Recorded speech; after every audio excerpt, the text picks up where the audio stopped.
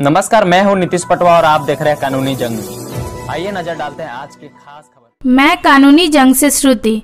आइए देश भर की खबरों पर नजर डालते हैं।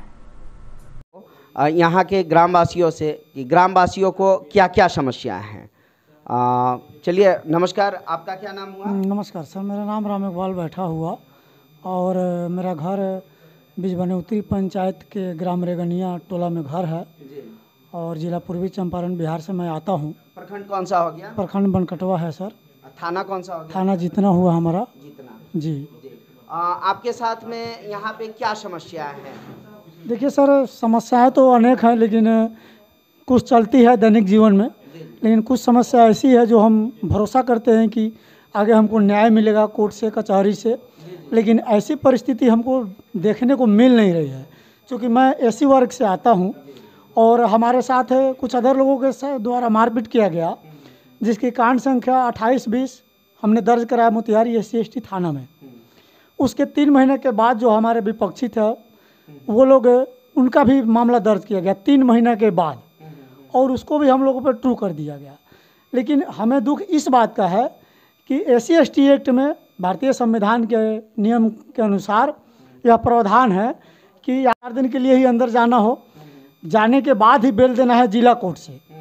लेकिन जिला कोर्ट ऐसा कर नहीं रही है। मेरे साथ ऐसा और कई मामला हुआ, हम लोग को सुनने में आता है, क्योंकि मैं एक सामाजिक कार्यकर्ता के रूप में भी कभी कभी जिला वगैरह में जाता हूं, तो सुनने को मिलता है कि यहाँ से कोर्ट सिर्फ सरेंडर करा के ही बेल दे रही है, जो SC/ST वर्ग के लोगों के लिए काफ़ी दुख का विषय है। आखिर वो लोग कहाँ जाएंगे जब इस तरह का न्यायालय से ही उम्मीद टूटेगा। आपको किस वजह से सताया जा रहा था? आपका मामला क्या था? देखिए सर, मामला ये था कि हम लोग के दरवाजे पर लोग आज भी बहुत दिन पहले का नज़रिया जाति की भेदभाव रखते हैं। ये लोग कमज़ोर वर्ग हैं, ये मानसिकता अभी भी बहुत लोगों के बीच में बना रहता है, ये दूर नहीं होती है।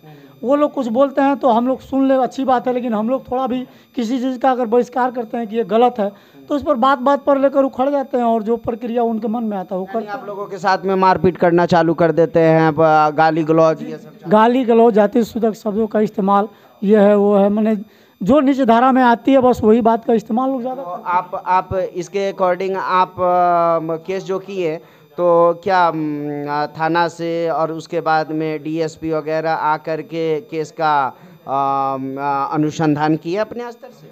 जी, थाना प्रभारी SC/ST महोदय मोतिहारी आए हुए थे और DSP महोदय भी आए हुए थे। सुपरविजन तो हुआ, लेकिन 4 महीना 5 महीना बीतने के बाद भी एक दिन भी कोई प्रशासन किसी भी पक्ष को पकड़ने नहीं गया, यानी कि SC/ST एक्ट के अभियुक्त को पूछने नहीं गया कि आप लोग कहाँ रहते हैं या नहीं रहते हैं। ये तो सबसे बड़ी दुर्भाग्यपूर्ण बात है। कम से कम जाकर पूछना तो चाहिए, अरेस्टिंग होना चाहिए, लेकिन अरेस्टिंग तो दूर की बात है, कभी दरवाजे पर पुलिस गई तक नहीं, और बेल भी हो गया कोर्ट से। क्या माना जाए कि हमको कैसे न्याय मिलेगा, कहाँ से न्याय मिलेगा? ये तो बहुत बुरी बात है, ऐसा नहीं होना चाहिए।